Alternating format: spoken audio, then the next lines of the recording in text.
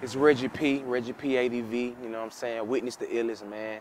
Being a young kid, looking at MTV, looking at BET, seeing all my early heroes, you know, like the Ghetto Boys and, you know, a Jay-Z type or, you know, Outkast and Goody. I mean, I'm from Atlanta, so the first big artist I ever heard locally was Kilo.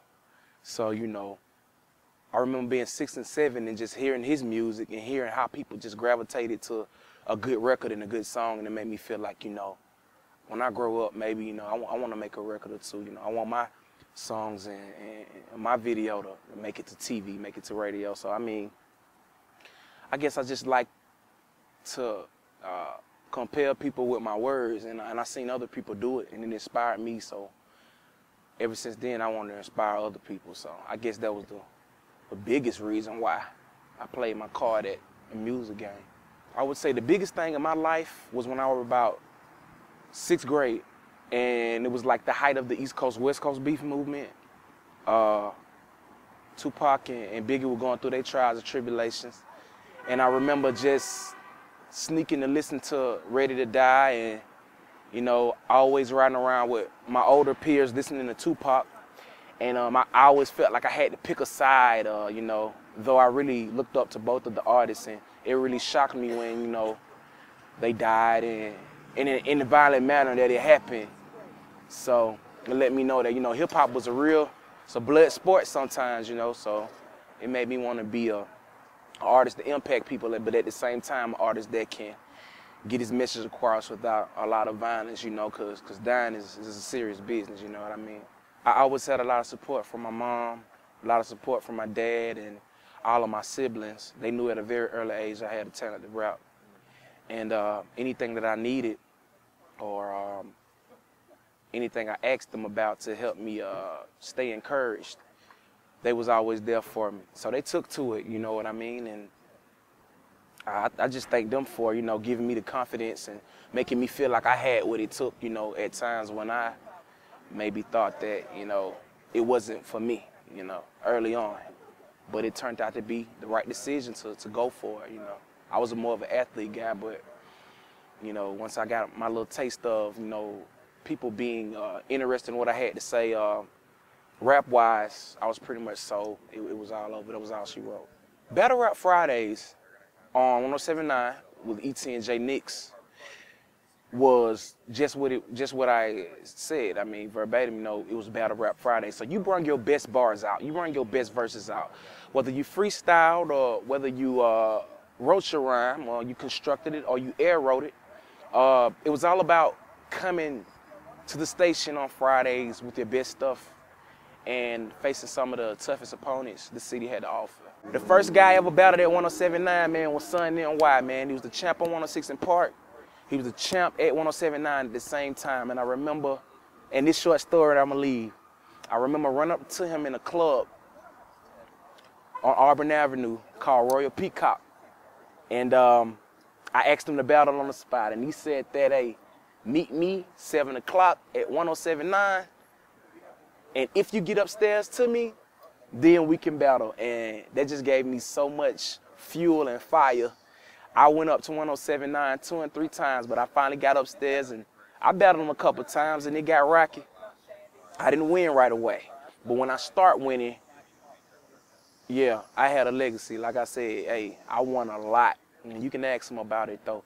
What battling did for me was get people to pretty much notice me and respect me as an MC in a city where lyrics are not a big deal, in a party club city where, you know, all you have to do is have a jam and hook and beat. I was being respected for being someone who had concrete lyrics and a strong delivery, you know what I'm saying, some witty punches at times, and just a heroic type of rapper, you know, who really held Atlanta on his back at a time when a lot of people from Atlanta wasn't even battling. And the thing that makes me different from the other champions, I'm really from here.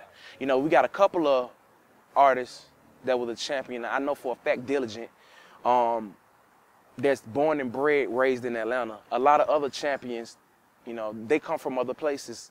So their background and their culture and where they're from, they grow up with these bars. You know, this wasn't very popular here. I feel that a guy like me, a guy like Diligent, you know what I'm saying, people that's just straight from Atlanta who was starting off this battle rap before it really got big and got cool, we did that. And 1079, Freestyle Fridays or Battle Rap Fridays became a huge avenue to let everybody know, hey, it's a new thing that's happening here in town, you know, and we're a part of it, you know what I mean? So I think that was a good look, excellent look. Self-doubt and being discouraged at times, because what people don't understand about a lot of rappers that's trying to break through is that you have a real life outside of just rhyming.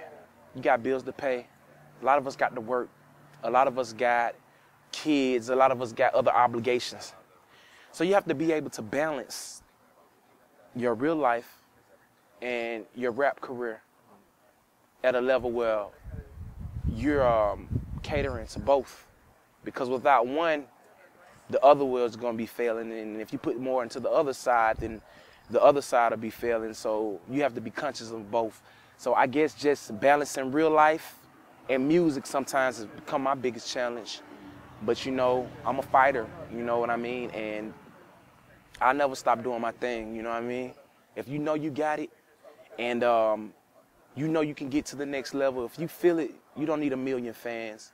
You don't need 1 million YouTube views. You don't need 100,000 followers on Twitter, man. If you believe in yourself, you understand? That's half the battle. It's a confidence game, you know, and I've always had that, you know. Sometimes I may have felt down, or sometimes I might have felt lost on the road, but I was always able to refocus and get where I needed to be through my talent and through the gift, you know, God gave me. The best thing that I ever did from Battle Rap Fridays or just being a part of the early culture of battling in Atlanta was I got signed to the game, you know, and that shook the city up. Nobody was expecting, you know, little old Reggie P, you know, to get a deal with a 5-time platinum artist, you know, having records with beats from David Banner and records with Wayne and, you know, records with Good Charlotte and, you know, collaborating with just bigger juggernauts, you know, Killer Mike and Young Dro, and, you know, people started to respect me when they started to see that people at a higher plateau was giving me my respect for the bars that I had. So that was something that made me, that's a chip I'll always have on my shoulder, and that's something that I did that I know that you can't take that away from me. Like, what have you done? You understand what I'm saying? I do records with people who got Grammys, you know? I've been overseas with people who went multi-platinum telling me that, wow, you one of the best people that I ever heard, and they've achieved so much, you know, and it just gives me confidence to let me know, you know, keep chugging at it, you know what I'm saying? Never quit until I get to my plateau, until I make my name for myself in the game, what I really want, you know? So, I mean, I feel that, man. And one thing about it, man, I was the battle rap champion on Hot 1079, man, for 2 years straight, man. 05 and 06, I was the battle rap champion. You understand? Now, there was some who had strings of time, but it was 1 year, man, that I didn't lose. 10, 11 months went by. And one time, I came up at the battle, nobody showed up. It was a free week for me to just freestyle all alone by myself or just rhyme. I thought that was so cool at the time. I was younger. I thought that was so cool. Wow, nobody came to battle me. Did I discourage the other rhymers out there so much? And nobody wanted to challenge me? This is a true story. This has happened. And you can ask J Nix and you can ask E.T. You know, I was doing my thing at the time. You know what I mean? And unsigned hype, you know, source articles, you know what I mean? So now I'm in the point where I'm trying not to get lost in the source, not to get lost in my past, but begin to trailblaze and make it to that next level. And like I'm saying, I'm still collaborating with huge artists, you know what I'm saying? Killer Kill being one of the main people that helping me out of late, you know, a lot of local artists, you know, I've been, you know, collaborating with which I used to be the type of artist that, you know, didn't collaborate a lot, but you know, it take a village to raise a child, man. You know what I mean? And you got to know that no empire was started with just one castle. So I'm starting to learn how to network, learn how to talk to people, and, you know, pretty much teamwork, you know. You can't just do it by your own talents, you know what I mean? Sometimes we can bust in the door if all of us come in here at one time than just one guy knocking at the door, you know. And that's cliche, but man, it's so true. What I want is for people to actually say, you know, I heard one of Reggie P's records, or I heard one of Reggie's verses, and it made me change on the inside. It made me change my lifestyle. It made me change how I think about things and some of the actions that I might take. You know, I thought one way until Reggie said this line, or I was this type of person until I listened to this album that Reggie made. You see what I'm saying? Like, because that's the type of thing that happened to me. So I guess going back to what I was saying earlier, the influence. I want to be able to influence people and influence other artists that's trying to break through to keep going, reach their plateaus. And I hope I can be an inspiration to the next rapper, like the forefathers of hip hop have been an inspiration to me.